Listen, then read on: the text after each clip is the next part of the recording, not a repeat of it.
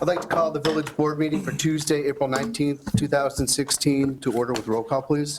Kraus, Here. Chapman, Here. Kozler, Here. McAlpine. Here. Dudak, Here. Cavelli. Here. Thank you. Would you please join me in the Pledge of Allegiance?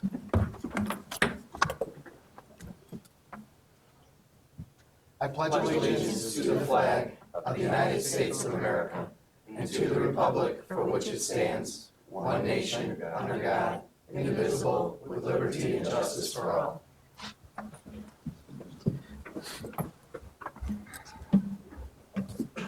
Thank you. We'll now move to the open forum where the public is invited to make an issue-oriented comment on any matter of public concern not otherwise on the agenda. No.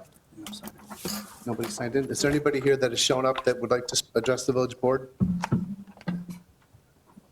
Okay, we'll go ahead and close open forum.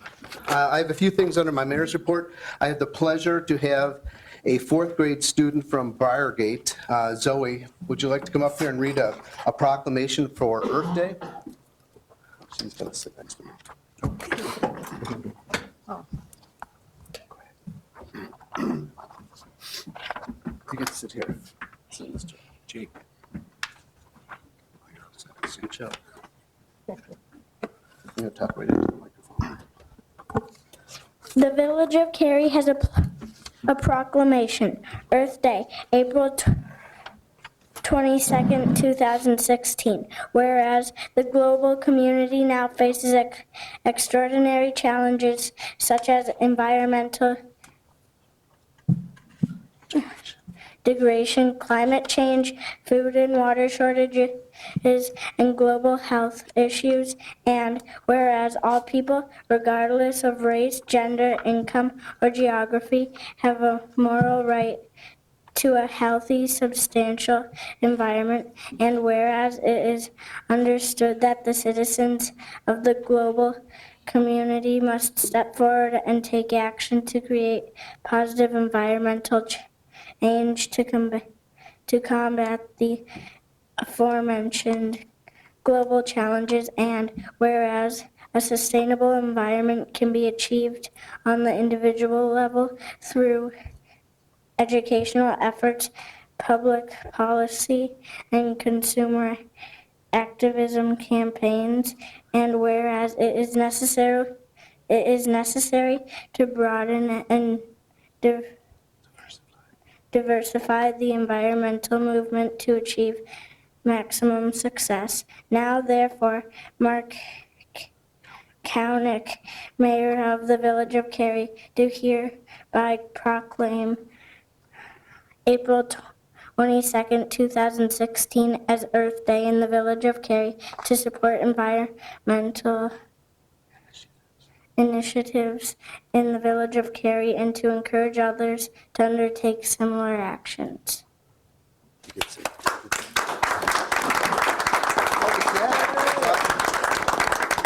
Well, just a little bit of a background on Zoe. She has contacted Eric Marmoto, our Public Works Director, to work with him regarding recycling. She is a passionate young lady about recycling. She's brought us information that the citizens of Cary throw away about 52,092 pounds of garbage per day. So that's a big number, and she is a huge advocate for recycling. And we are pleased that you were able to, of all proclamations, you came on Earth Day, so that's awesome. So thank you very much. Appreciate it. Yeah, Zoe.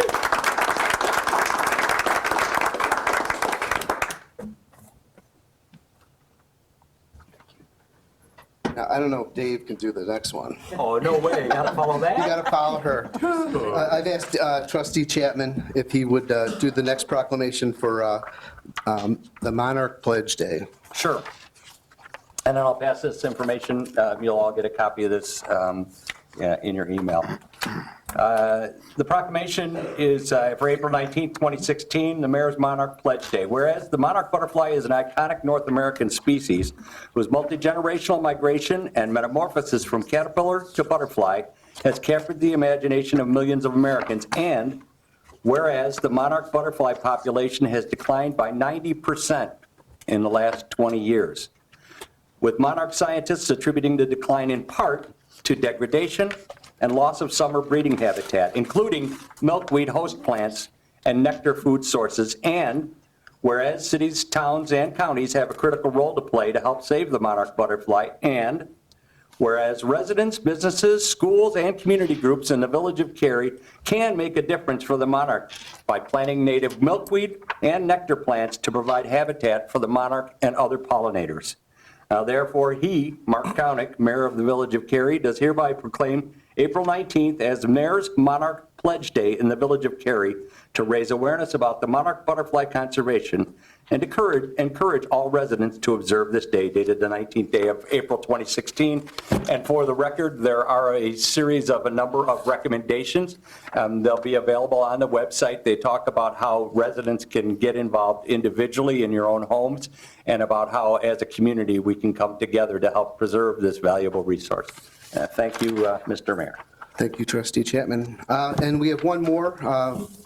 Village of Cary's proclamation for Arbor Day, April 29th, 2016, whereas in 1872, J. Sterling Morton proposed to the Nebraska Board of Agriculture that a special day be set aside for planting of trees, and whereas this holiday called Arbor Day was first observed with the planting of more than 1 million trees in Nebraska, and whereas Arbor Day is now observed throughout the nation and the world, and whereas trees can reduce the erosion of our precious topsoil by wind and water, cut heating and cooling costs, moderate the temperature, clean the air, produce life-giving oxygen, and provide habitat for wildlife.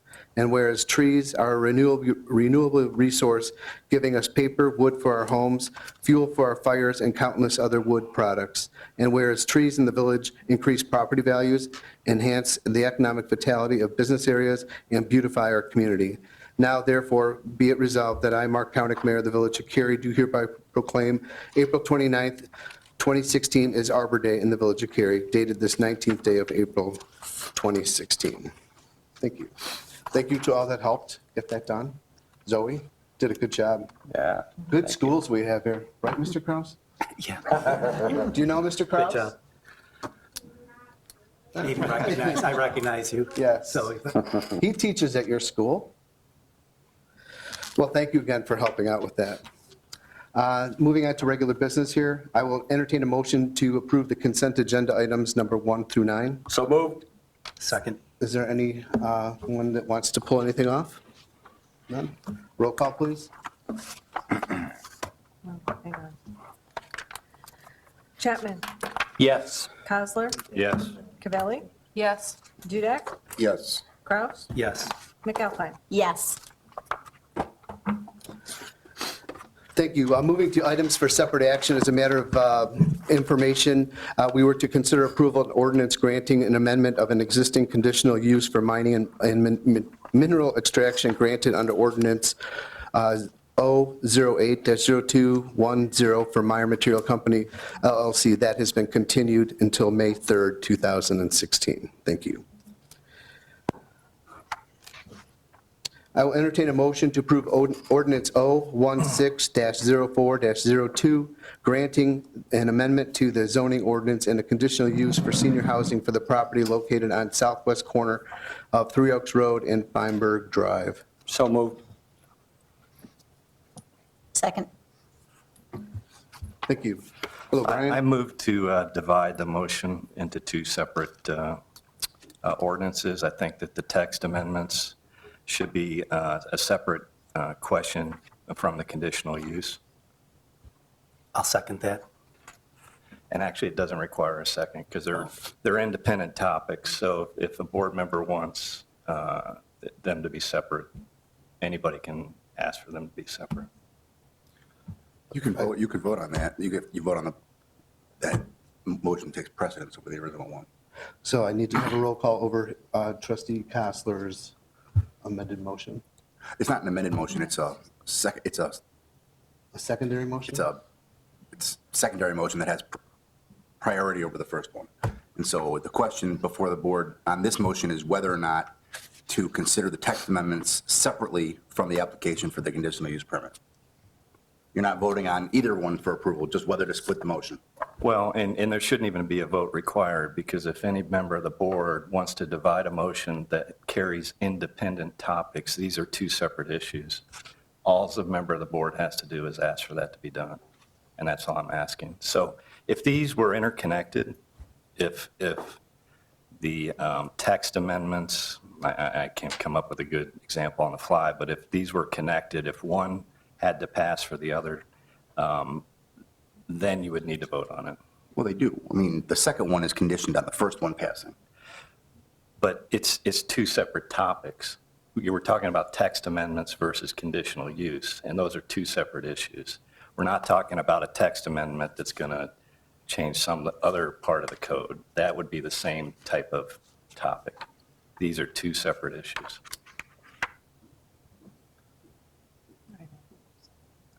Well, the text amendment can stand on its own. The conditional use cannot. In any event, I think the board can take a vote on whether or not to consider these things independently or collectively. So you want I me to call a disagree. roll call to see if everybody's in favor of him doing this? Yes. Do we talk about it first? I mean, I'm trying to get my arms around. She doesn't understand. I just, I'm, I'm a Is little anyone else? I don't know unclear. anything, Could but I don't you know what's going explain it on. a little bit more thoroughly, please? So first, there was a motion on the floor to consider for approval the ordinance as presented in the packet. Right. Which is to grant approval of the text amendment and grant a conditional use. Trustee Costler has expressed that the application for a text amendment can be considered for approval independently of the application for a conditional use permit. That the text amendment can be voted up or down independently of the text, of the conditional They're two use. separate issues. Obviously, the conditional use permit cannot pass if the text amendment doesn't pass, because the conditional use permit relies upon the authority granted in the text amendment. right. The text amendment, however, can be voted on independently, Well, first, if that's what the board is inclined to do. so I would need to have a roll call for trustee Costler to allow to have these things separated. Yes. Is that clear to you, Nancy? Yeah. Okay, roll call. This is if you are in favor of him separating these out. Okay. Chapman? Abstain. McAlpine? No, Kraus? Yes. Dudek? No. Cavelli? Yes. Gosler? Yes. Mayor? No. No. The abstention goes with the ayes in this case. So it's 4-2. So we will separate these. Yes. So I'll just call, do I need a different ordinance number for the other one? That can be handled administratively.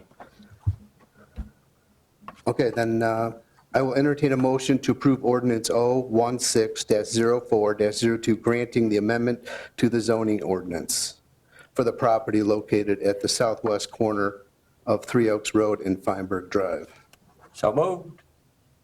second?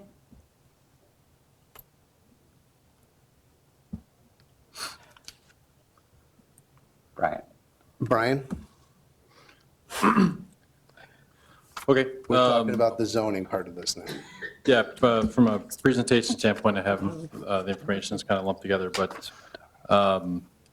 basically, the last time the item was before the board here, we discussed the project, and there was a few items that were discussed related to the project as far as additional requests that were made. The text amendment conditional use was the original request for the project to modify the zoning code to allow certain uses within the zoning district, or the zoning code for senior housing. And then related to this project, then a conditional use request to permit the project to be developed on the subject property. During the previous village board meeting on April 5th, a few items that were discussed at that meeting included a new community room that was proposed by the developer, presented an option for adding some public space be added to the project. At the time, I was looking at possibly a 1,200 square foot additional space.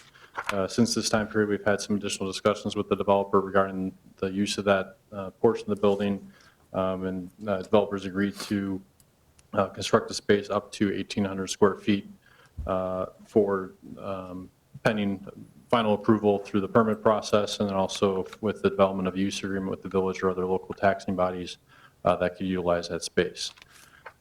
The board also discussed the age requirements for both the proposal for the text amendment was proposing an age restriction of 55 for individuals that would be deemed for senior housing. And then also board discussion was potentially establishing a higher requirement for that. The 55 age limit is based off the Fair Housing Act, which allows or restricts the discrimination of housing types based off various elements such as age, race, religion, familial status. So that act has an exception for basically elderly persons that you can restrict housing for individuals, and the age limits that are in the act start at 55, and then also a second requirement is at 62. So staff is recommending with the amendment, the proposed text amendment to the village code to establish the age at 55, which would be compliance with the Fair Housing Act and that exemption, so that if future senior housing projects were to come into the village, that they would meet that standard without requiring a variance to lower a standard down to the 55 limit that the federal law provides.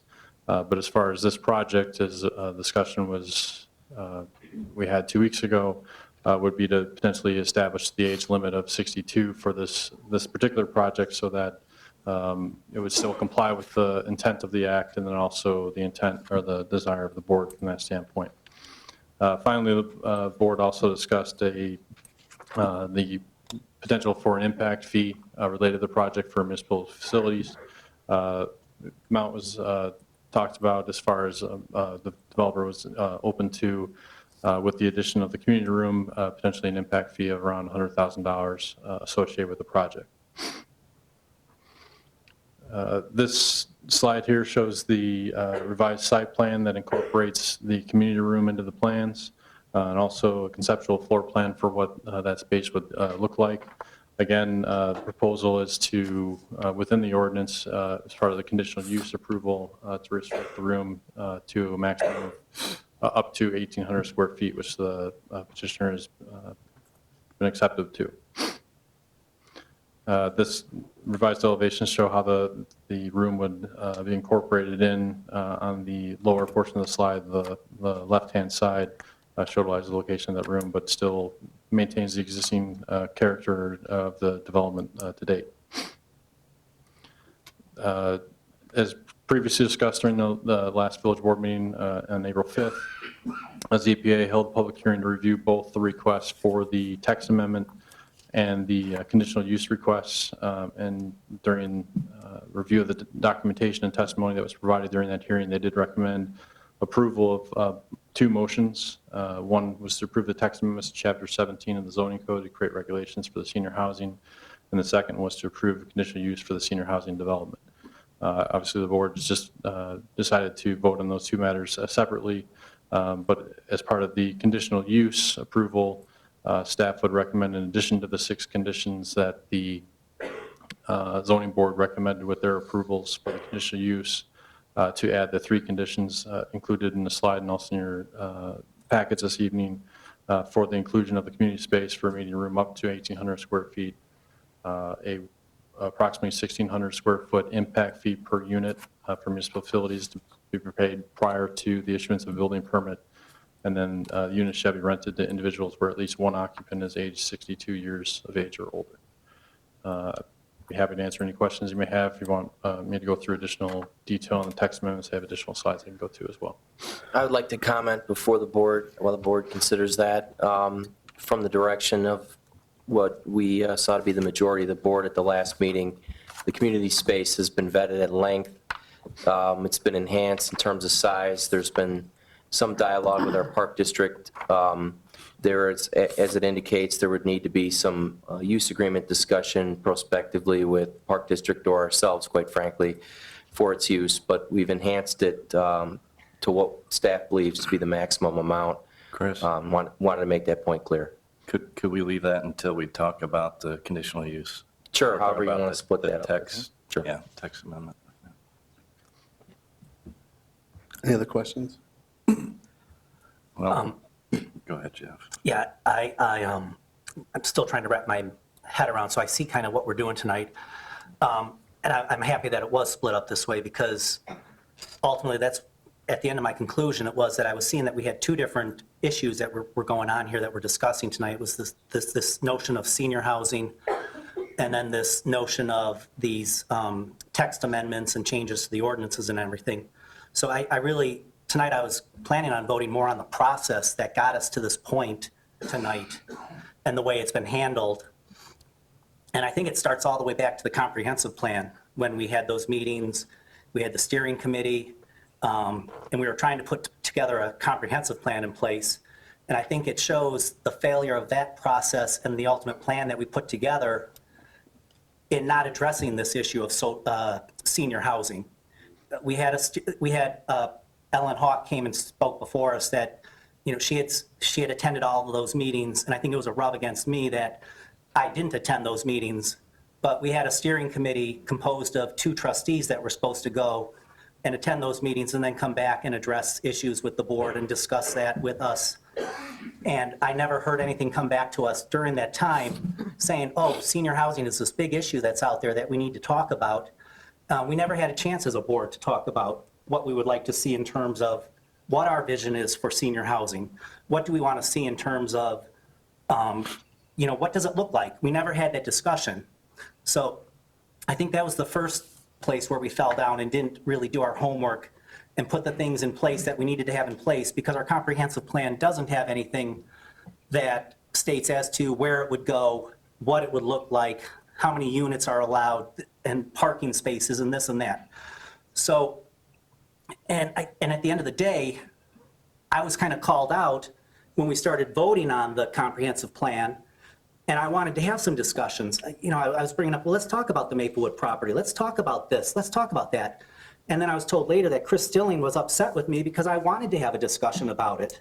You know, that he was like, we're here to vote and let's move it through and that. So there's the first place that I see that, that we really fell down on the job. And I feel that we're playing catch up now, trying to put things in place that should have been put in place a while ago. And I think the second place that we fell down was, or a missed opportunity that we had, was that when the developer went through the process and he submitted his plans, and they didn't meet the codes and the requirements that we had in place. He received a negative approval from the Zoning and Planning Board, and then it was headed towards the Village Board. And that night it was going to go down. It wasn't going to be approved. But I think that was another opportunity that we had to then say, okay, let's let this fail, because I've spoken in the past that I'm not against senior housing. I see it as a definite need in the community. It's something that we need. Do you disagree with what I'm saying, Holly? It's not public forum right now. Okay. But I don't, senior housing is a definite need that we have in the community now and in the near future, and definitely in the future. So I think that, you know, it's something that we definitely do need to discuss. But instead of, after that time when it should have failed, instead of then coming back to the trustees and saying, okay, we definitely need to talk about senior housing in the community. What do we want to put in place in terms of zoning and codes and that?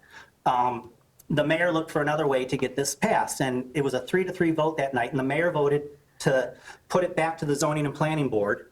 Then we had changes on the Zoning and Planning Board put in place.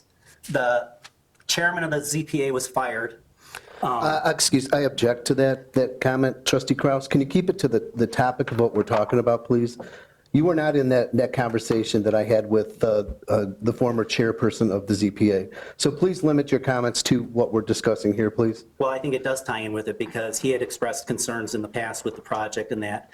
And in the dark of night, you're calling the trustees just to put it into Trustee perspective Kraus, for you. I'm going to ask you again to refrain from this type of comment. Let's keep it towards the petitioner's request here, please. Anyway, so it went back to the Zoning and Planning Board and got a 5-0 positive vote. So then it comes back to the Village Board. and not needing a supermajority vote, but would only need a simple majority vote. So that's where we're at basically tonight. In addition to that, then the developer is sitting here telling the village, dictating what the village needed to do to get his project pushed through and passed. And I'll state for an example, it's right here in the minutes from the ZPA. The petitioner is seeking approval of certain text amendments in order to modify the zoning regulations of the village to allow the construction of the project. Text amendments are proposed to add senior housing as a land use category and associated parking and supplemental standards related to the use group. The petitioner has revised the text amendments when compared to the original proposal based on the further review and discussion with staff. And then farther down it says, however, the petitioner is proposing additional amendments to Chapter 1750, supplemental standards that would modify the zoning requirements related to the density of a senior housing development. Again, so ultimately I see what Jim brought up, and I didn't know he was going to bring this up, but ultimately we have two issues here that should have been decided in two separate issues. The senior housing and the codes, and then the developer, if a developer, after we put those proposals, the codes and the ordinances into place, then a developer coming before us with his plan and saying, okay, I meet the requirements, this is what I'm proposing, and then we would be voting on that project, and not this idea that it's pushed together through, as one big package. And I'm glad we're talking about this separately tonight. I think we ought to let this fail and then go back and do our homework so that we do know as a board of trustees exactly what do we see as vision for senior housing in the community, and then move forward from there. I find it really disappointing that I'm in this fight or flight mode for a subject that I think we all feel strongly about and should have in the community available to the seniors that are out there that need it. And that I just feel that this has really been handled poorly from the get-go, and here we are tonight discussing this. So I'll relinquish the floor. Any other comments regarding the zoning? I'll just have one, and Jeff, you referred to the fact that there was a zoning meeting with the developer, and I'd encourage anybody who has access to a computer to go back and see whether or not you thought that that was a meeting where there was a fair trade given. As much as you talked about Joe being a proponent, or I guess it's not a proponent, but being against the housing, and then finding that it was not a good thing that Joe had resigned. The fact of the matter is that that position of board chairman is one that is supposed Mark, to be are you going to cut him off? neutral. I was just going to say, Jeff, Oh, and Jill. if that's not appropriate to the topic, I'll stop. please, let's keep it to the topic that we have here. I thought the topic was the zoning meeting. No, we've moved past that. Let's talk about. Okay. And I wasn't trying to imply that Joe was against the housing. I think he was against the way it was being packaged as That's one fine. thing. That's because fine. that's what he expressed concerns with the PedCore project, that it was all put together and not separated out as individual things that were to be voted on. Okay. Any other comments on the zoning? I have a comment. Just, Brian, just help me understand. I guess here's a general question for the people in the audience. I think what needs to be looked at is, what do these text amendments do that wasn't available before? Why are we changing the text of our code? And is there any difference in ability to get a project passed with the old way versus this way? Well, I'll answer a couple of things that I've heard. From a comprehensive planning standpoint, the comp plan looks at kind of the policy for the village. There's a long-term vision. It's not intended to provide regulations, it's speaking towards what it's intending to regulate from that standpoint. It doesn't actually regulate what can be built on a property. It looks at the use of the property. The natural progression after you adopt a comprehensive plan is to look at our zoning code ordinances to update them to fit with that vision as far as what the village would want to develop in certain areas of the village.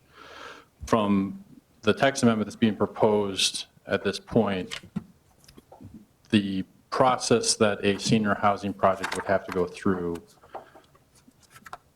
with the proposal, whatever zoning district it would go into, would require review by the zoning board and the village board. So any project that is proposing a senior housing component to it would require review and approval by this board. Can I add something? Sure. without the text amendment that's presented as essentially section 2 of the ordinance that's presented to you, a housing development which is going to be restricted to people 55 age and up would be regulated from a zoning point of view the same as a housing development that was marketed to anyone from 18 to 55.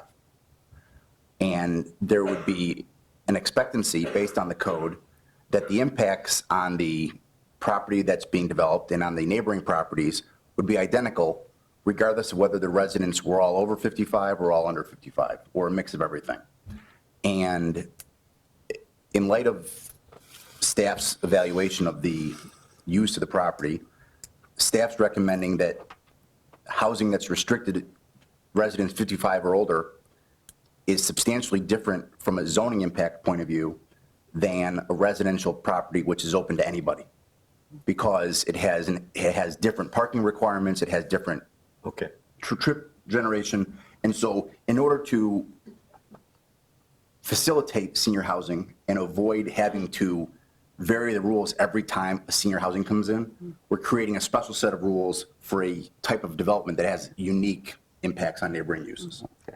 Yeah, but you sort of circumnavigate what I was trying to get at there. You know, basically, the old rules, you were allowed to have senior housing here, the same as the new rules. The only difference was you had to apply for some variances. But Right. but the variances were needed because the old rules expect the zoning impacts on neighboring uses to be the same as a traditional rental, tenement.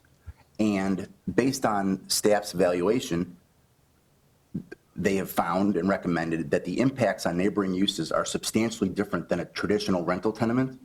But- And therefore, it makes sense to right. regulate them I differently. understand that, okay. But what I'm saying is we're rewriting significant portion of our zoning code to accommodate what may be only a few developments, when we don't have to do that, and we could grant variances, and the same thing would be accomplished. From a standpoint as far as what our code allows and also Illinois statutes allow, the laws that regulate zoning from a local standpoint allow for a developer or the village to petition to make changes to the code. So the request that they have in this case for a text amendment is allowed by state statute. It's a process has to go through to review modifications of the code to allow for uses that weren't originally thought of or intended when the code was written. The village has, in other instances, done similar or had similar proposals come forward as part of developments before they were able to develop a project, modify the code in order to develop that, construct that facility. So this is not a precedent for other projects that the village has reviewed, in the last 15, 20 years. There have been other projects that have modified our code because the code didn't have regulations that spoke towards the type of development that was looked at. So it's not out of the ordinary from a standpoint of this project, coming forward in order with not having codes that specifically speak to it, because it wasn't envisioned this type of facility 20 years ago. There wasn't as much of a demand in the Chicago region for senior housing type developments. The code has to adapt to respond to development trends and desires of the development community, and this is a way that can occur. I am not for these text amendments. I echo Trustee Krause's sentiment, and I feel like that the only reason these rules are being changed is to accommodate the petitioner, and that's not the way it should work. I think we should change the rules, and then after that, have a petitioner apply to the rules. And I think it's pretty clear, how, as Jeff pointed out, that this was going to fail, and this was sent back to the zoning board so that Pearl could come in line with our ordinances. Instead, what happened is our ordinances are being proposed to change, and I can't support that. Any other questions, comments? I don't have any questions, and I'm not going to take any argument with Trustee Kessler's position. I mean, everybody's entitled to their own position, but, why don't we just call it what it is? The 300-pound gorilla here is the fact that we're not talking about any trustee's opinion of senior housing. We're talking about some trustees' particular feeling about affordable senior housing. Everybody on the board, and Jeff said it several times tonight, and Trustee Kostler has said it in the past, has said that they're supportive of senior housing. Jeff, did you not say that today multiple times? Actually, what I said, Rick, is I said I'm supportive of affordable senior housing, and I think it could be done without the government's involvement. That's what I said. I agree. You have said that. I would but- agree with that too. I mean, I'm not, that's what I'm But- saying. I said, why couldn't we have had that discussion as a board? Talk about what do we want to see? That's not my, I agree with you. If we would have had that, we might have had a different conclusion. But what we have on the table today is being objected to, in my opinion, only my opinion, because it relates to affordable senior housing, not senior housing. So how you can, Jeff, and I'll state this specifically to you, how you can sit here and say I'm supportive of senior housing and be against the amendments here, the two to me they don't equate. The only reason you would be against this is because the petitioner is talking about affordable senior housing, not senior housing. That's my opinion. If you disagree with me, that's perfectly fine. But that's what I see in the dialogue that's transpiring here. So I just wanted to say it because I think it had to be said. And I'll state for the record, I disagree. You're perfectly okay to say Well, that. and the fact of the matter is, you could have done what you're doing now with these text amendments before with the old rules. So, and that's my point. Why are we changing the rules if it doesn't really change anything? I just have a comment, and here's the comment that I have to say about this, because I think for a board to work effectively together, we have to communicate and be honest and know what's going on. So I feel like why this is split right now in the middle of a meeting, this could have been said ahead of time and we knew we were going to do this. To do it in the form of a meeting just seems silly to me, and I had a very long conversation with you yesterday, so I don't know why you wouldn't have told me, here's what you were thinking on this, so that it didn't come out of the blue to be like, hey, here we go. I feel like it's a little gotcha, instead of saying, hey, I have a problem here, I have a concern. I think what you stated makes, I understand where you're at. At the time when I said no, it's because what's going on here? I don't understand, I wasn't prepared for that. So I just think that we need to work a little bit more effectively together to move whatever is going on. I think it's a respect issue for each other and everyone's time here too. Ellen, I agree with you 100% in terms of the communication, but why can't we have the discussion here and Of let the course. community know how we feel and the opinions? If we're doing it all, No, no. on phone or meeting I'm not with saying we Mark can't or do that. Chris in the What I'm office. saying is, if we were going to want to split these up, we could have had the exact same discussion. But we could have done it besides what had to take place here. That's all I'm saying. I have no problem with discussing it. I just would much rather have had it so that we had the agenda properly address it. That's all. Any other feedback on zoning? Brian? We're going to have a roll call on the zoning ordinance. This is just on the Just on the zoning. text text amendment. amendment. Yeah. This is a No, sec- this is on, I'm sorry, the text amendment. Right. This is basically substantively section 2 of the ordinance that has been presented to you. Okay. Point of clarification, Adam, and maybe it was Brian. This would be applicable to other developers in the future, is that correct? Yes. But Okay. by approval of the village board. Correct. So the zoning ordinance would change with these modifications to it. But any project that wanted to develop a senior housing project in the future, it wouldn't be permitted by right in any zoning district. It would be conditional use approval. So And any what- project that would come forward would require a public hearing before the zoning board and then review by this village board and approval by this village board. Okay, so this will, as Jim was saying, will help this particular developer to get their project passed. That was all. I just wanted to make sure that it would Yes. apply. It applies to all, 55 and over. any development that is 55 and over. Okay. Before I call roll call, if there's, you should have by your dais, there was an email that came in by Miss Christy Wagner in support of the development. With that, is there anybody in the audience that would like to address the village board on this topic before we go to roll call? Roll call, please. Chapman, Yes? McAlpine, Yes? Kraus, No. Dudek, Yes. Cavelli, No. Cosler. No. Yes. Thank you. Moving to the second part of trustee Cosler's request, I will entertain a motion to approve, and I do have a new ordinance number here. Thank you, Jake. Entertain a motion to approve ordinance 016-04-03, granting a conditional use for senior housing for the property located at the southwest corner of Three Oaks Road and Feinberg Drive. So moved. Second. Brian? Going back to the project as presented, the requests, the conditions that were recommended for approval are listed in section 3 of the draft ordinance that was in the petition, or the packet, excuse me. So the proposal would be to grant a conditional use on the subject property for senior housing development, which includes 62 units, including 18 units on the ground floor, a few conditions, and then also inclusion of the community space or meeting room up to 1,800 square feet in area.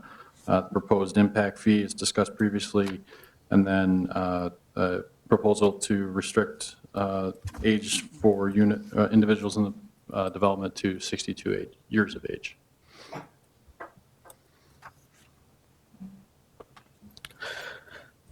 Questions for Brian? I think we do have a representative of the petitioner if there's in that depth. Petitioner's here. No questions? Well, where are we at with the senior room, all this? Sure. Impact fees, I mean, there's a lot of stuff to be discussed here. Sure. I'll start with the community room.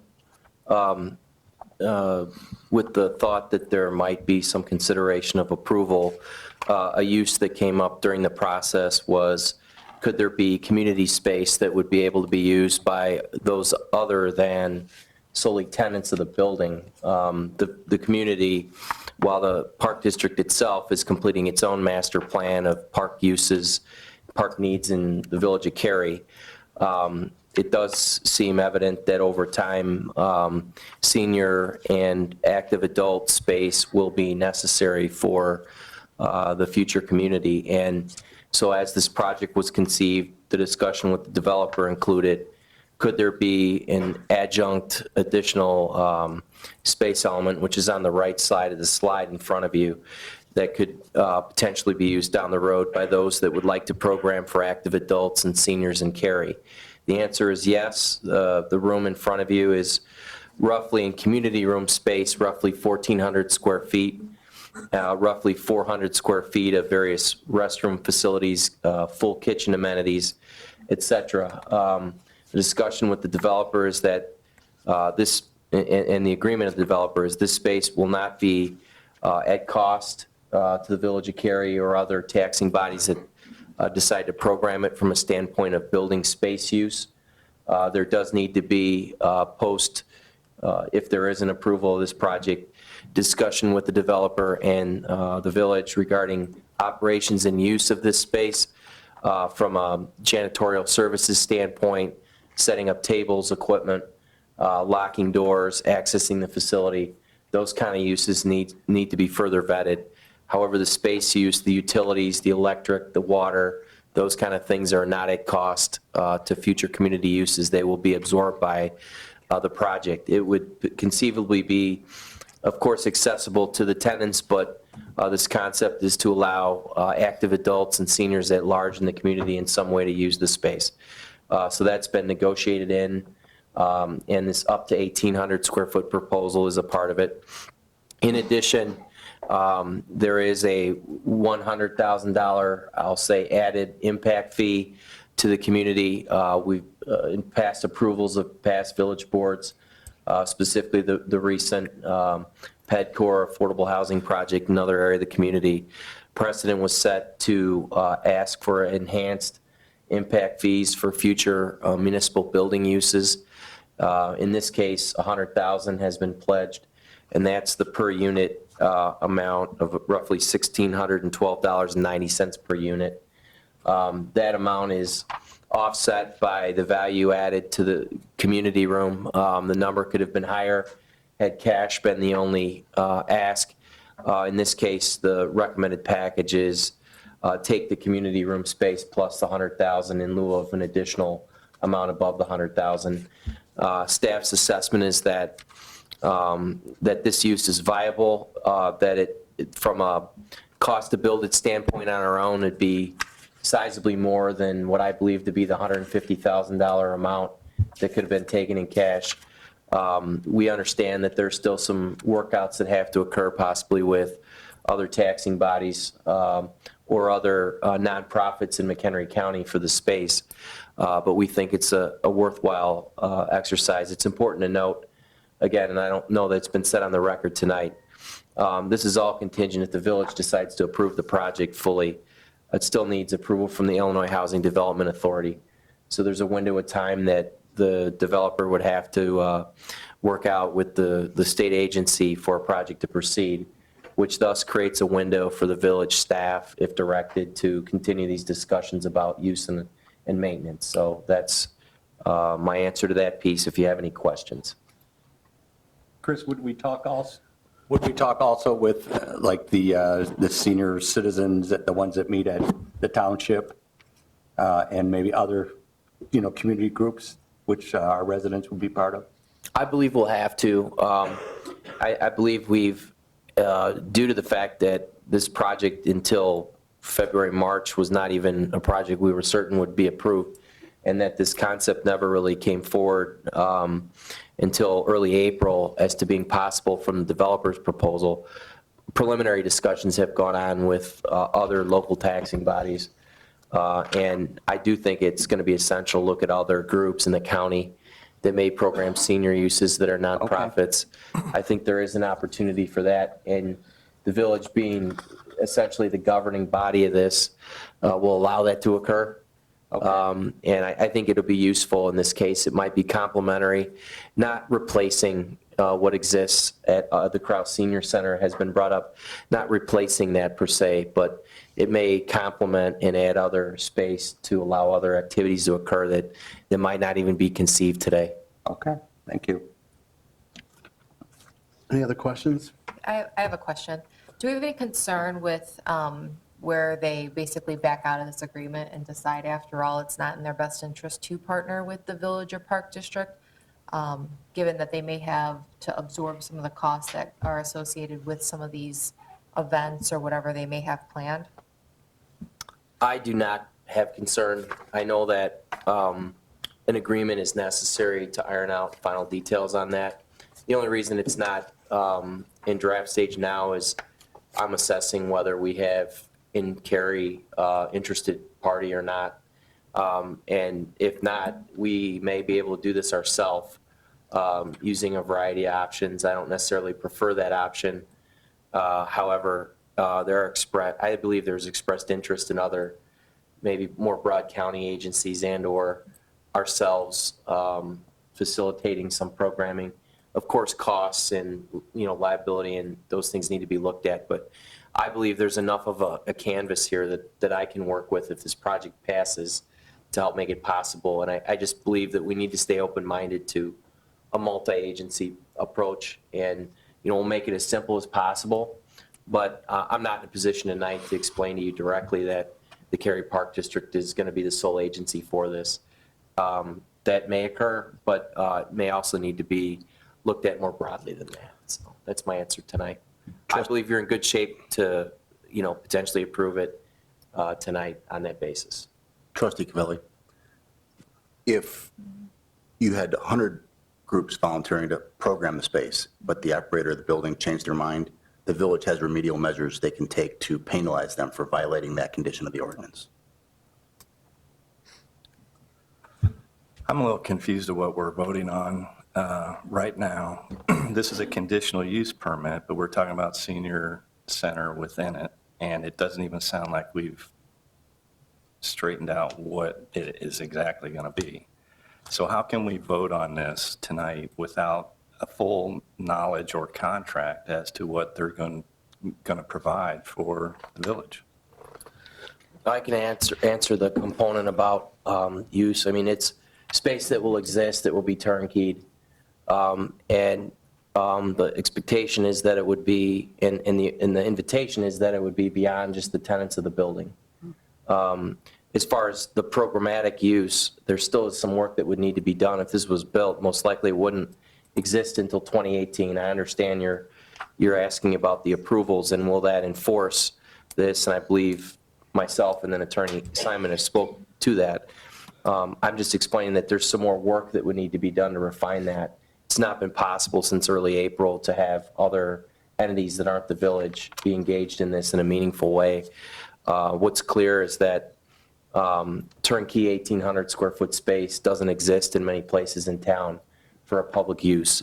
And I believe a certain amount of our own efforts will have to go into achieving the vision, but that's, truly your choice with this project.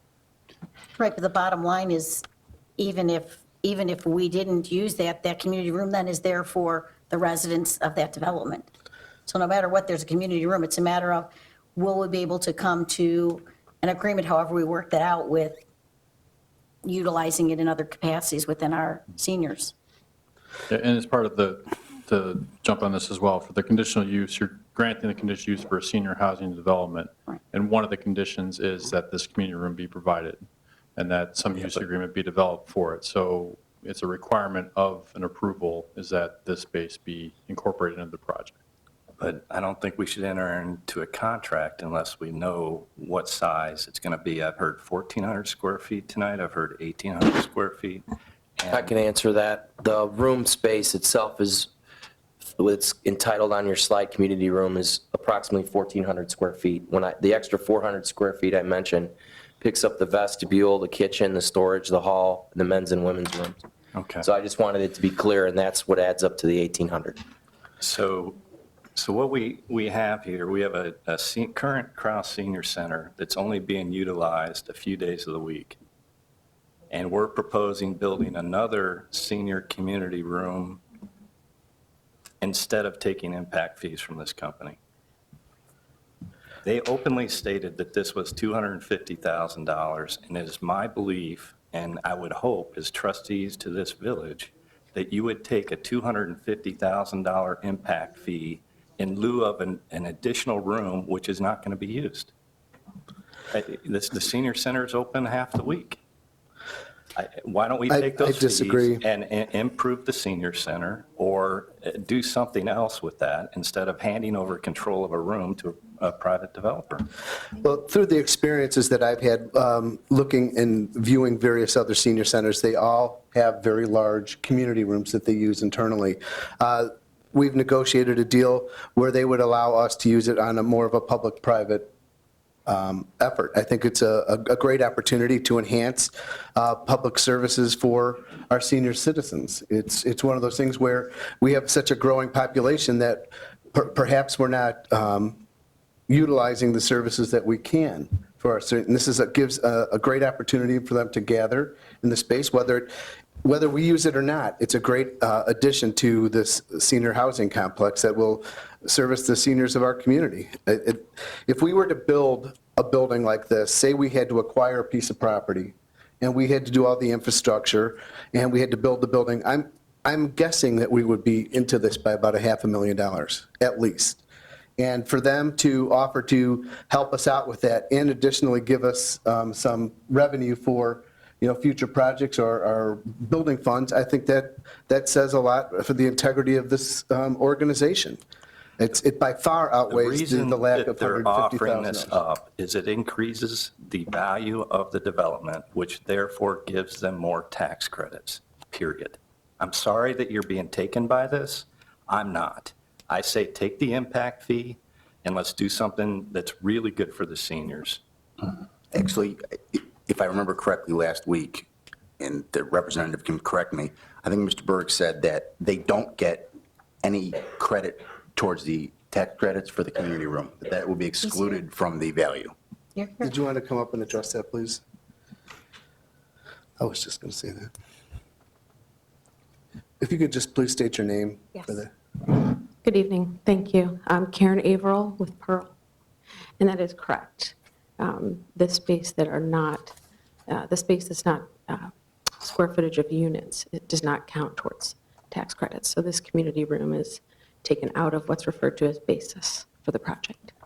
Thank you. And I understand that statement, but I've also seen some of these applications through FOIA requests, and it's like hide the sombrero in the expense report, okay? So you can say, well, we're not going to get tax credits for that, but other parts of the development may get upsized or more increased expenses on that, so that overall, the total value of the development is higher.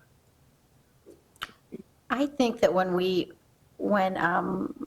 Pearl was here earlier, one of the things that we all talked about was that we felt that in a development like this, that there needed to be a community room of some sort for the residents to be able to have some common area. So I'm not sure why it matters what someone's tax credit is or isn't. To me, that's not what we're talking about on this development. We're talking about, we went to the developer and said, we'd like to see a community room. We'd like to see something where those residents can meet. The developer came back to us and said, not only will I give you a community room, but I'm going to extend it a little bit, and I'm going to say that I'm willing to offer that up to other seniors within your community. And if you look at all of the reports, I just did just a quick little cursory over what the projections are. So the projections demographically for seniors in the next, well, granted, it was from 2000 to 2050, it's a 135% increase. And for seniors over 85, it's a 350% increase. So while our senior center, while we may say that our Kraus Center is not being used as much as it should be, it's only going to increase in demand what we need to offer to our seniors. So to me, this is looking into the future as to what we want to provide. I was under the impression, though, that there already were community space built into the current plan. A computer room, Right. exercise room, a lounge or something. I mean, Yeah. there was space already provided here For the tenants. for the tenants, correct. The way I look at this, though, is that, in effect, the Village of Cary is paying for this community room. Either we take the $250,000 as an impact fee, or we give it up and say, okay, put this community room in place here. That's it. So in effect, we're losing $250,000 to put a private community room attached to an apartment complex, when I would prefer to take that money as an impact fee and then decide as trustees, what do we want to use that money for? Do we want to put it into the current senior center and upgrade that place to accommodate the seniors that are there? At the budget meeting, we had several line items stating that, you know, we need a new roof, we need new this, tuck pointing, the foundation needs to be looked at. Well, you know, close to $100,000. So $250,000 would go a long way to improving that building. And I have no connection to that building other than my name. I mean, the senior center is a park district entity. Okay, the village doesn't have anything to do with the senior center in terms of where it's located or how it's named. So I don't have any real skin in the game over there, except for the fact that that's a historic, one of the few historic buildings we have left in town. And now we're talking about trying to, and the way I'm kind of reading this, I'm trying to read the tea leaves, is that we're trying to move away and get away from that building, you know, and then move in this direction. So I would prefer to take the money, put it into an account, upgrade this facility, you know, use it that way.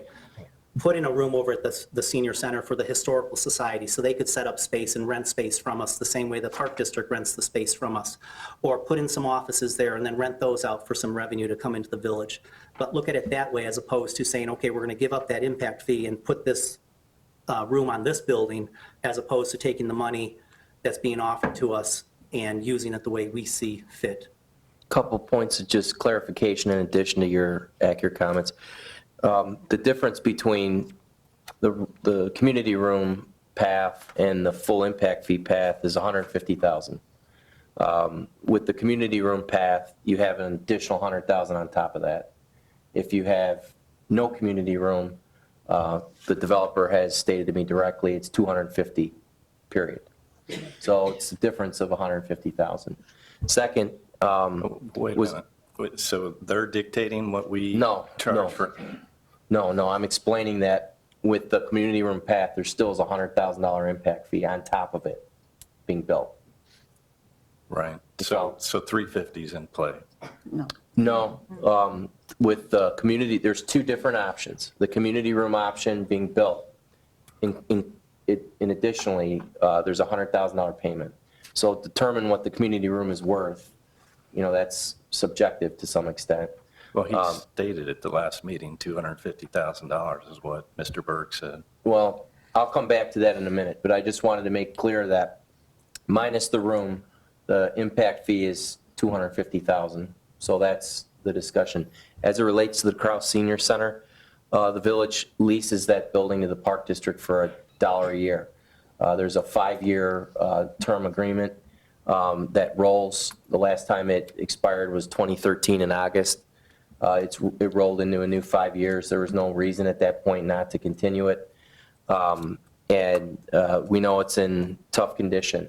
I'm not saying that it's useless at all, and it's not really, in this project, it's not designed to replace the Kraus Senior Center. It won't.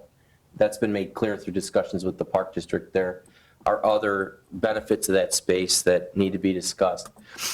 This would be an additional new built space that would be an augmentation or a new built space that doesn't exist in town today for public use. So those are just a couple clarification comments. I have a couple questions. So Adam, the second motion, is it going to be a conditional use to grant to pro developers, as I see an A on page 2, is it going to read something like that? The conditional use should be granted for pro developers LLC for the property located, blah, blah, blah. Is it going to be that specific? You're essentially voting on section 3.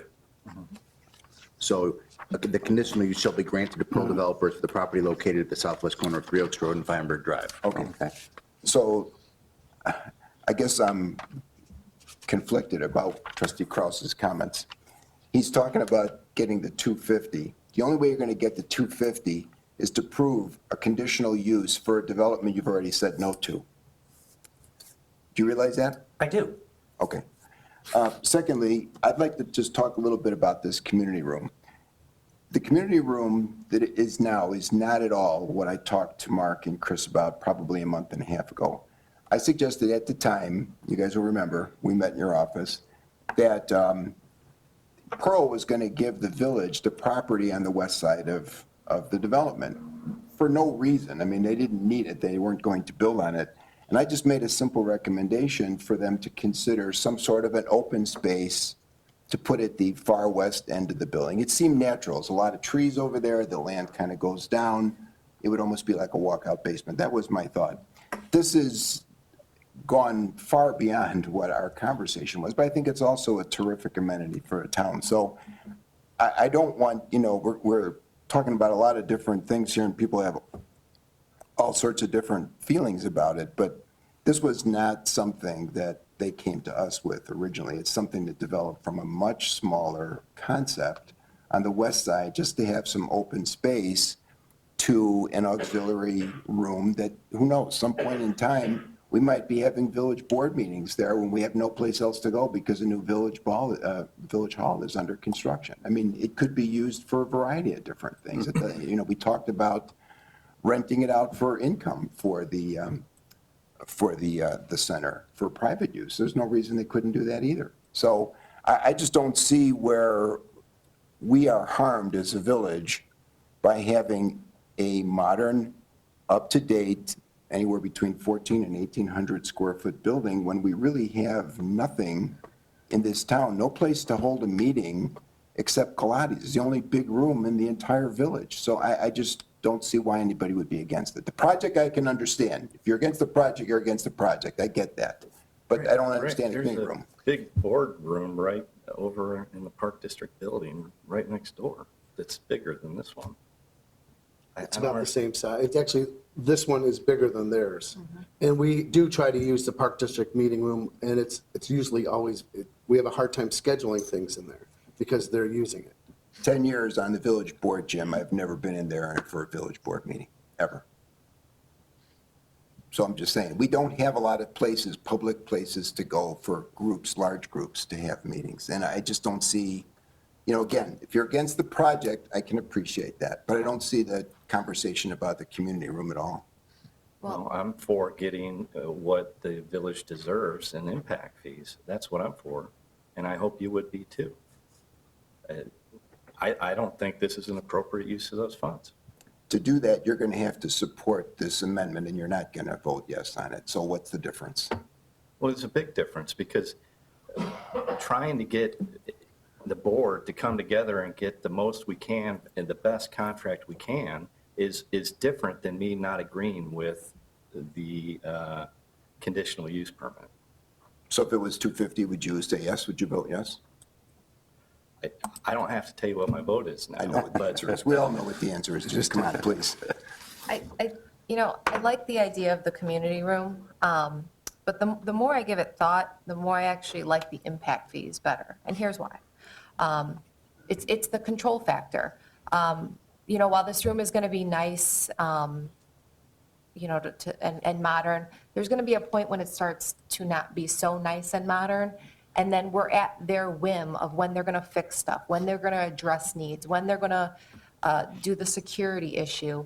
And I just think that puts us at a bad position. So I would rather us have the impact fees and us put it into what we feel is important, whether it be the Krause Senior Center or whatever the case may be. That's my concern, is that I just worry about what the future holds with this contract, because I don't know what the contract looks like either. There is no contract. Right.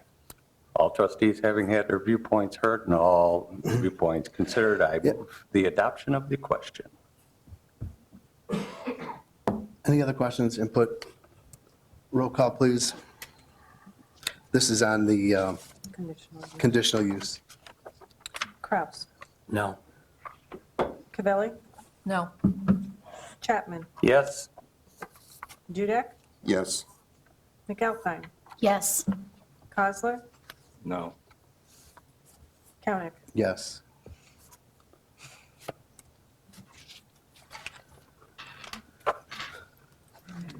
Thank you very much. Thank you, Brian. Thank you. Congratulations. Welcome to the Village of Cary. You'll talk to Brian with the next further steps. Good luck with your application. Brian, if you would stay at the podium a moment. Okay, moving forward to the administrator's report, please. Thank you, Mayor, members of the Village Board. I'd like Director Simmons to give a quick update on the Unified Development Ordinance process of selection for proceeding with that work.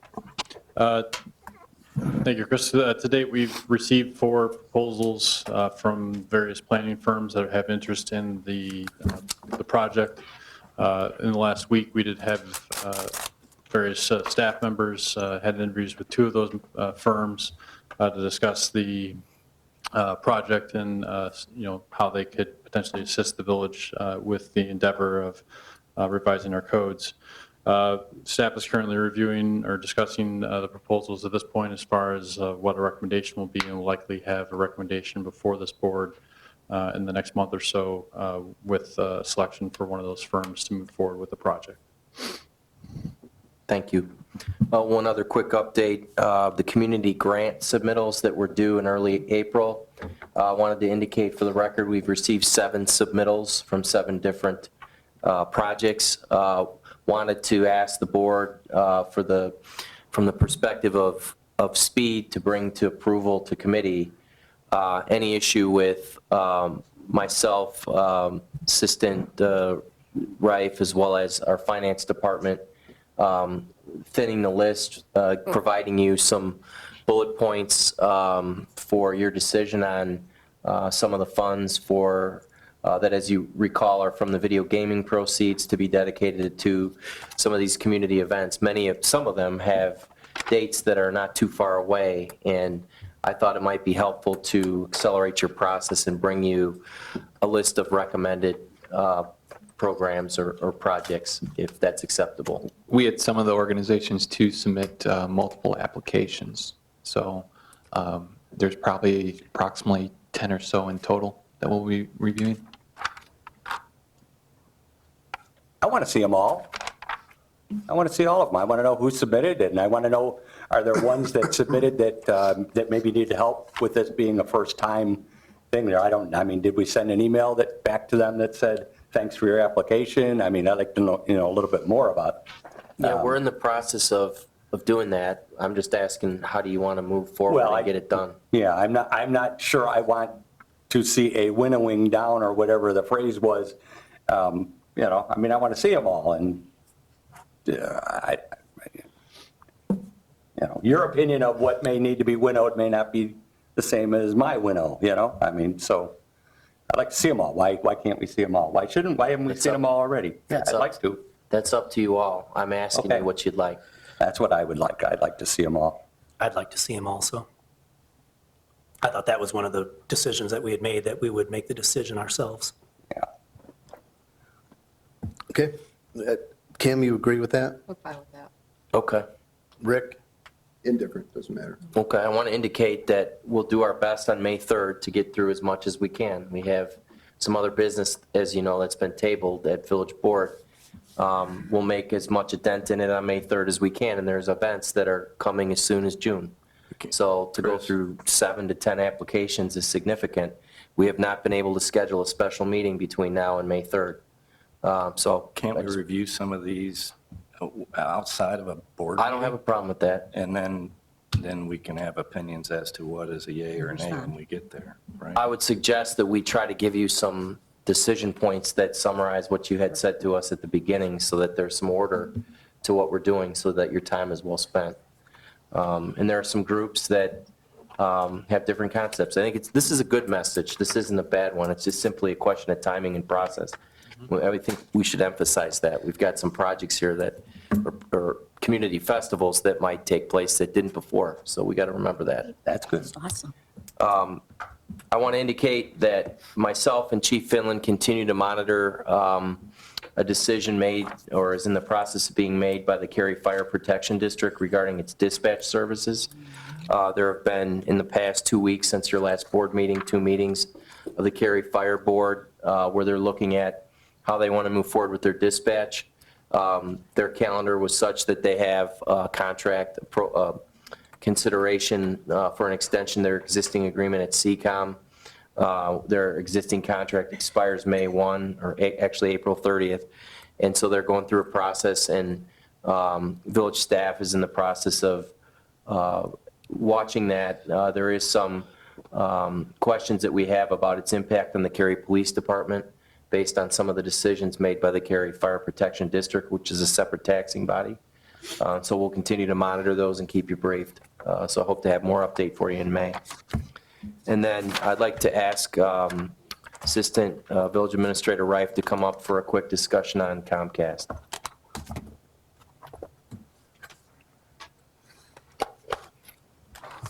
Thank you, Chris, and Adam will kind of help me fill in a little of the blanks here, because he has worked with Comcast too through this process. But as you know, we've been in negotiations here with Comcast regarding a extension of existing Comcast agreement.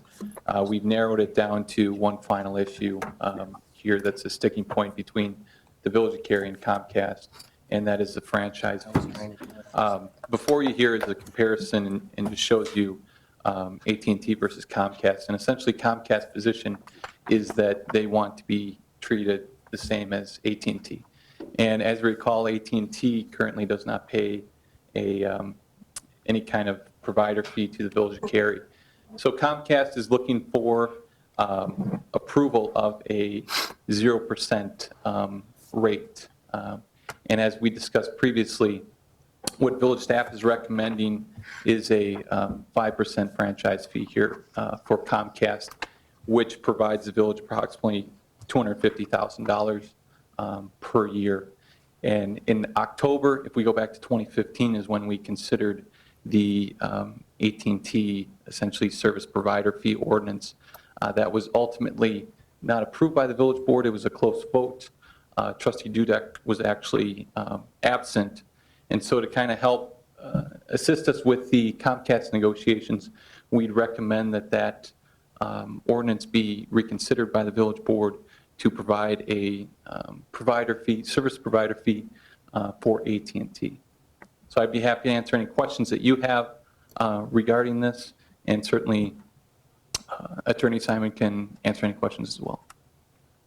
Well, I'm certainly happy that they want to, pay the 0% fee, I would love to see that, because that means that that 5% fee doesn't come out of our residents' pockets. In between the time that we proposed the AT&T and we got the Comcast recommendation for 5%, just so the residents know and the rest of the board members, 5% is an arbitrary number selected by village staff and brought to you. That number can be from 0 to 5%. It's not required. 5% is the maximum that is allowed by law for a utility, Comcast or AT&T, that's operating in the village, in order to achieve and get back a franchise fee. The residents then are charged that money. So this is another tax on the residents. This is a proposed 5% tax on their utility bill for their cable bill. And at the time that we had AT&T coming in for the first time, we did recommend 0%. And I ask again, as I said, you know what, let's come up with something reasonable. I understand that Comcast does have to perform duties in the village of Cary. They do have to be on our property. We do want to make sure that they get the right-of-ways given. And I would feel the same way with AT&T, but to be able to take and just make an assumption that you collect this fee and you don't let your residents know that this is a tax that is coming from them and going to the village. So I just want that to be clear. We posted several surveys on the different Facebook sites here for the Cary Grove Chat, Cary Grove Politics, and some of the others, and residents were very surprised to find out that they did not know that this was something that occurs.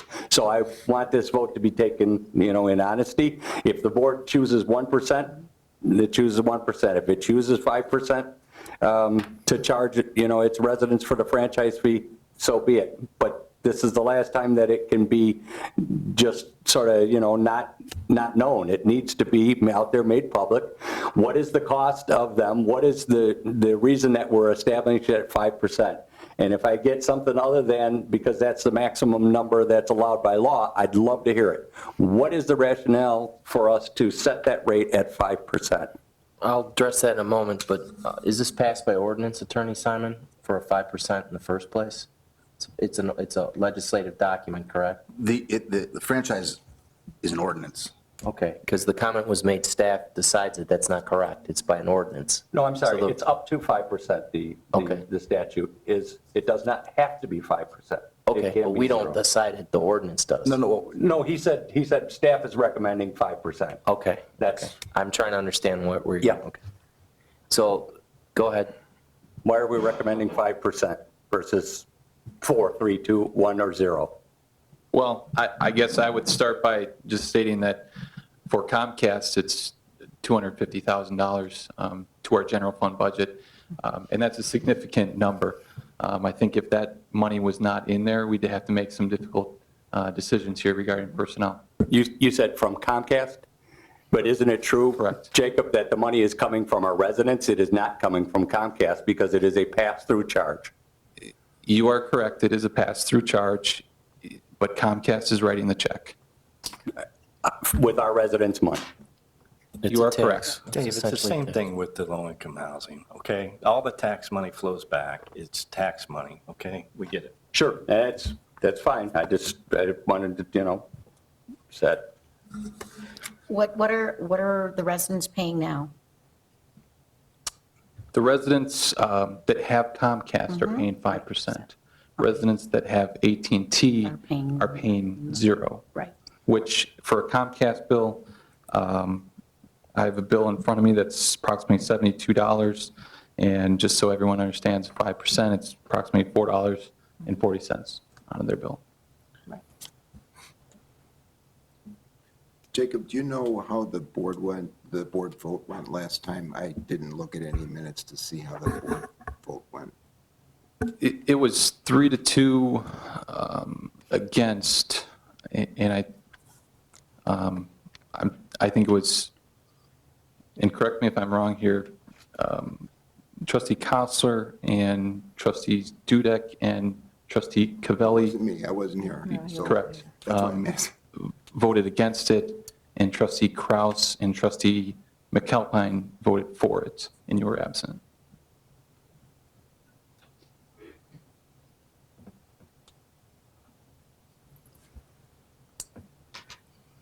I think what we discussed too is that people are not obligated to have Comcast or anything.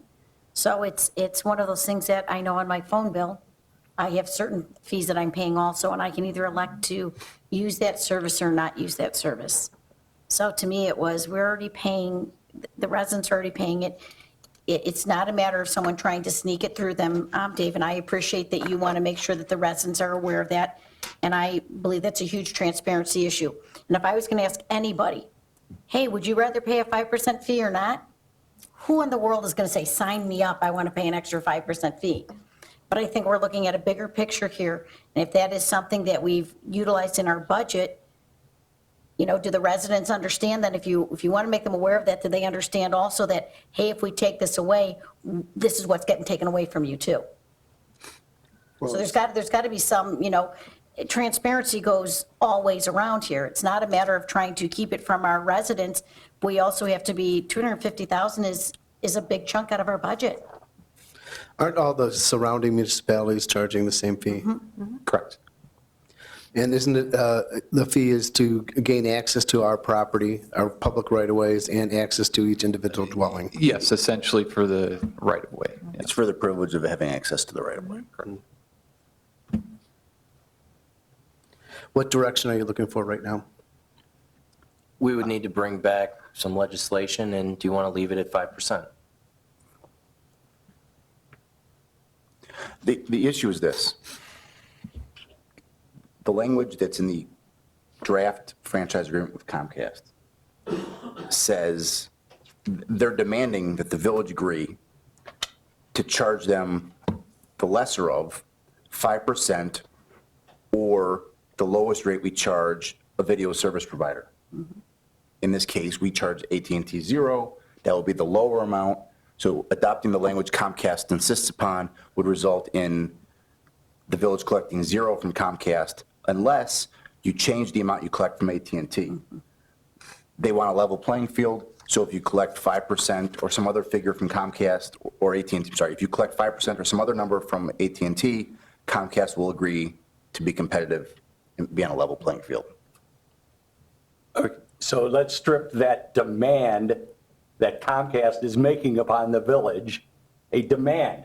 Comcast is demanding that the village change its ordinances, reverse a board decision in order to compensate them with money out of the tax-paying residents for the Comcast. I absolutely love it.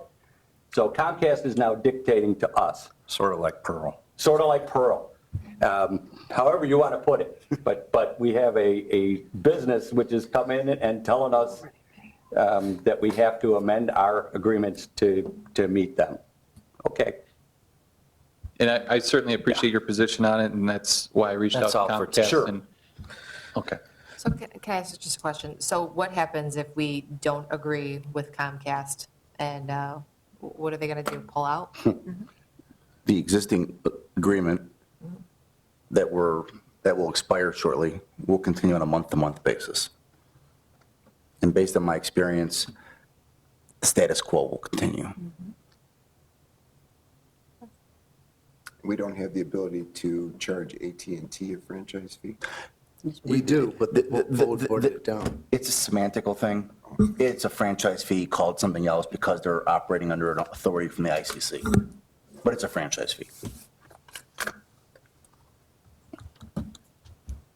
Well, it probably doesn't help, but for whatever it's worth, if I had been here, I would have supported staying with the 5%, so. And I think that was obvious, the message of why that irrelevant remark was placed into the minutes and the agenda here is what difference does it make, you know, whether or not a trustee was here? As it attempt to sway a vote or something?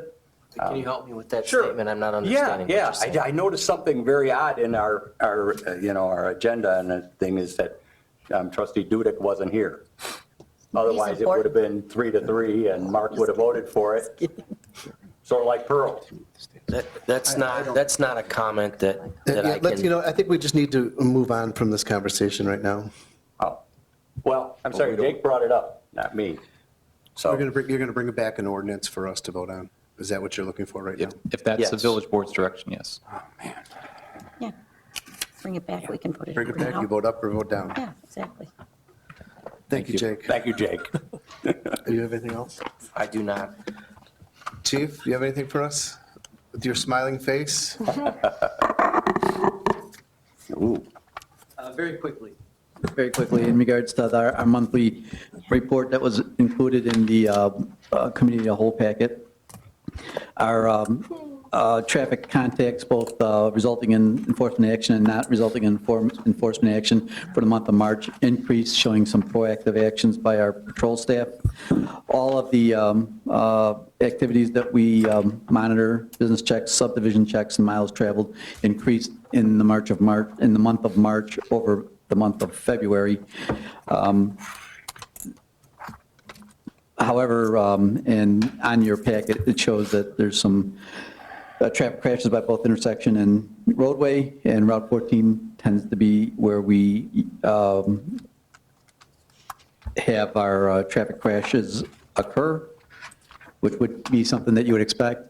From the same time last year, we saw a 57% increase, so it's over March. So from March to March, there was a 57% increase, but overall, this year, year-to-date, we're showing pretty much stable traffic crash, incidents of traffic crash, that being a 4.3% reduction so far.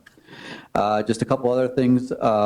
We've been using the domestic violence advocate, and out of the 10 domestic disputes that the patrol officers responded to, 4 requested assistance through the domestic violence advocate for the month of March, and it's being considered more often, so it's becoming more routine. And interestingly enough, that topic was the topic of a discussion with an adjacent police chief as it relates to domestic violence advocate and social worker being considered in another municipality. If you have any questions, I'd be happy to address them or answer them. Yes, sir. I do have one comment, Chief. Finally, there was an incident a couple of months ago, and it came up on social media throughout the village about an incident at the post office, and that there was possibly an investigation. There was maybe some theft going on, and you had made contact. You'd reached out with the postmaster, and there was some communication to come back from Evelyn, the assistant postmaster there, but nothing ever came back. No, and again, let's make this clear that there was only allegations. There was never a report, and it was allegations in the context of social media, so, Sure. you know, we have to keep that. Well, I've got as the whole story, context. Chief. Okay. I You got went to the in. bottom of it. Yeah, I got to the bottom of it. I went several weeks ago. I went and I asked for Evelyn. She wasn't available. I left my business card. No phone call, no email, no follow-up. So yesterday, I stormed the castle, and I got a hold of Evelyn. And first, I chastised her staff so that she can appropriately address it, because number one, she owes the police chief a callback, and there was no, call It was an ever email, given. but okay. Yeah. Right. And then secondly, I mean, who am I? But, I mean, it would have been nice if she had, let me know, because I was waiting, and I told her, we understand this is a federal thing, not a village thing, but since residents had reached out to us. So what happened, this whole thing came about, is a lady thought she dropped her wallet into a village mailbox, and she called up all frantic and panicking and demanding that the postal people go out and open up the mailbox and get her wallet. And she was told, no, at 4:30 you'll have to go. The lady called the Cary police, and 2 police officers went with her and said, yes, the post office stole my wallet and they won't give it back. And so somebody from the post office went over and opened it up, and there was no wallet in there. Long story short, somebody in line heard that the police were there investigating theft at the post office, and that went on social media, folks. And that's how those kind of things blow up out of proportion. So. In my interaction or communication with the postmaster was merely as an advisory. Right. Just to give her a heads up in Absolutely. regards to what was being said, and it was never an investigation or anything like that. And I asked her if, and I told her that I would tell the residents, if you have a problem, come to them directly. But I just wanted to clear that up, that there wasn't anything going on at the Cary Post Office residence. Thanks, Chief. What happened at the school last Friday? By the library? There was a call out there. I saw the fire trucks and 2 cop cars. Did I something don't happen? know, you catch me up No, last I- Friday. You know, Oh, the one some behind time ago. Walgreens. What'd you have for lunch? That's what I don't even know what I even watch. Okay. But I can research it if you want. I Anything was else? asked to ask. No. Thank you, Chief. All right. Jacob? No, sir. Brian? Should what? Extend. Just really quick, just wanted to say that spring is in the air, which means construction has started. So in addition to Dunkin' Donuts and the Garden Place apartment projects that started last month, construction on the Burger King, Janus Cutoff in 14 started this week. And then some action has taken place at the Kids Are Kids facility on Crystal Lake Road, where they've cleared some trees and put in their silt protection fencing out there, and that project should be getting underway very shortly as well. So we have some nice developments coming to the Village of Cary that'll be taking place this year. Starbucks, Brian? Starbucks is a little bit more of a challenge. The property where the Starbucks was approved, basically the village granted the zoning for, there is a restricted covenant on the property that requires a sign off from the adjacent property owner of the larger portion of the Cary Square Shopping Center. So staff is currently working with the brokerage for the outlot and the adjacent shopping center owner to try and get an agreement in place to sign off on that use. But basically, the covenant that's in place is for any drive-through use that gets constructed on the outlot or any building above 2,500 square feet requires sign off from the adjacent property owner. So we're working through that issue to try and get that project to move forward. Okay. Yeah, thank you. Any future agenda items and discussion by the village board? I will entertain a motion to adjourn into executive session to discuss real estate, section 122C5, and personnel, section 122C1. So moved.